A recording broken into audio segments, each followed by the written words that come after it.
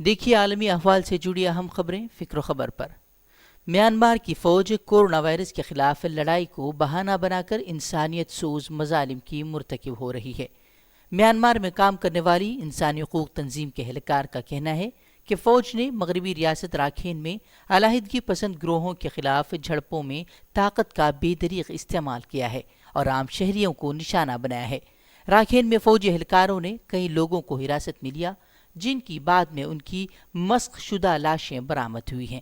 انسانی حقوق پر اقوام متحدہ کی سبکدوش ہونے والی اہلکار کے مطابق میانمار میں فوج کے پاس پہلے سے وسیع اختیارات ہیں، لیکن کورونا کے آڑ میں فوج اپنا اثر مزید بڑھا رہی ہے، جس سے اس کی زیادتیاں مزید ہولناک ہونے کا اندیشہ ہے۔ وہ کوئی پرواہ نہیں کر رہی کہ وہ کتنے لوگوں کو مار رہی ہے یا اپاہج کر رہی ہے، جبکہ میانمار حکومت نے الزامات کو سرے سے مسترد کیا ہے۔ بتا دیں کہ 2017 میں میانمار میں روہنگیا مسلمانوں کی نسل کشی کے واقعات کے بعد 7 لاکھ سے زائد روہنگیا مسلمان بنگلہ دیش میں پناہ لیے ہوئے ہیں۔ عرب لیگ نے مقبوضہ مغربی کنارے کے زیادہ تر حصوں سے متعلق اسرائیل کی متنازع تجویز کی مذمت کرتے ہوئے کہا ہے کہ یہ اقدام فلسطینیوں کے خلاف ایک نیا جنگی جرم ثابت ہوگا۔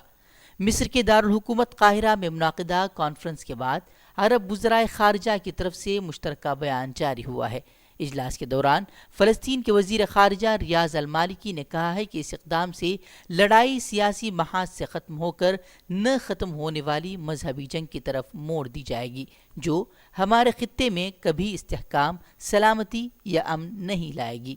بیان میں کہا گیا ہے کہ وادی اردن سمیت 1967 میں مقبوضہ فلسطینی علاقوں کے کسی بھی حصے کو الحاق کرنے کے منصوبوں پر عمل درآمد اور جن زمینوں پر اسرائیلی آباد ہیں وہ سب فلسطینی عوام کے خلاف ایک نئے جنگی جرم کی نمائندگی کرتے ہیں۔ عرب لیگ نے امریکہ پر بھی زور دیا ہے کہ وہ قابض اسرائیلی حکومت کے منصوبوں کو فعال کرنے میں اپنے تعاون سے پسپائی اختیار کرے۔ امریکی ارکان کانگریس کے لیے تیار کردہ ایک رپورٹ میں کہا گیا ہے کہ کورونا بحران افغانستان میں جنگ بندی کی کوششوں کے لیے ایک دھچکا ثابت ہو رہا ہے۔ واشنگٹن کو خدشہ ہے کہ اگر کورونا کی وبا کے باعث جیل میں موجود اہم قیدی مرنے لگے تو امریکہ اور طالبان کے درمیان 29 فروری کو دوحہ میں طے پانے والے معاہدے کو دھچکا لگ سکتا ہے۔ افغان میڈیا کے مطابق ملک میں اب تک کووڈ 19 کے 2300 کیسز سامنے آئے ہیں، جبکہ 68 اموات ہوئی ہیں۔ ماہرین کے مطابق جنگ زدہ ملک میں حکومت کے پاس ٹیسٹنگ کی صلاحیت نہایت محدود ہے، جس کے باعث کیس کی اصل تعداد کا اندازہ لگانا مشکل ہے۔ وہیں امریکی صدر ڈونلڈ ٹرمپ نے افغانستان سے اس سال بتدریج اپنی فوجیں نکالنے کا اعلان کر رکھا ہے، لیکن پچھلے 2 ماہ کے دوران امریکہ میں کورونا کے بحران نے بظاہر اس عمل کو سست کر دیا ہے۔ شمالی کوریا کے رہنما کی صحت سے متعلق گزشتہ 2-3 ہفتوں سے جاری قیاس آرائیاں دم توڑ گئی ہیں۔ شمالی کوریا کے سربراہ 20 دن بعد کھاد کی ایک فیکٹری کے افتتاح میں دکھائی دیے ہیں، تاہم ابھی تک شمالی کوریا سے موصولہ اطلاعات کی غیر جانبدار ذرائع کی جانب سے تصدیق سامنے نہیں آئی ہے۔ کم جونگ ان کو آخری مرتبہ عوامی سطح پر 3 ہفتے قبل دیکھا گیا تھا، جب انہوں نے ورکرز پارٹی کے اجلاس کی صدارت کی تھی، جس کے بعد ان کی حالت یہاں تک کہ ان کے وفات کے حوالے سے بھی افواہوں کا سلسلہ شروع ہو گیا تھا۔ بعض خبروں میں یہاں تک بتایا گیا تھا کہ 37 سالہ کم جونگ ان کے دل کی سرجری ناکام ہو گئی ہے اور وہ کوما میں چلے گئے ہیں۔ کم کی شدید حالت اور یہاں تک کہ ان کے انتقال کے بارے میں قیاس آرائیوں نے ان کے ممکنہ جانشین کے بارے میں بھی سوالات اٹھائے تھے۔ بعض تجزیہ کار کہتے ہیں کہ کم کو اگر کچھ ہو جاتا ہے تو ان کی بہن کم یو جونگ جانشین کے حوالے سے بہترین انتخاب ہو سکتی ہیں۔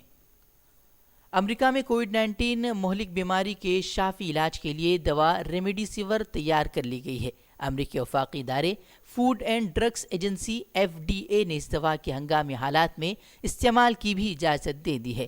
اس دوران امریکی حکام نے کووڈ 19 بیماری سے ہونے والی ہلاکتوں میں اضافے کے باوجود مختلف شہروں میں لاک ڈاؤن میں نرمی کا فیصلہ کیا ہے۔ دوا ریمڈیسیور کی منظوری اقوام عالم کی کورونا وائرس کے نئے قسم کے انسداد کی جانب پہلی کامیاب کوشش قرار دی گئی ہے۔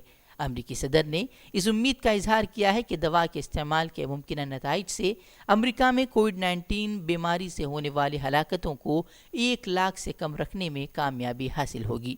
یہ امر اہم ہے کہ کورونا وائرس کی ساری دنیا میں وبا پھیلنے کے بعد سے سب سے زیادہ ہلاکتیں امریکہ میں ہوئی ہیں اور یہ تعداد 65,700 سے تجاوز کر چکی ہے۔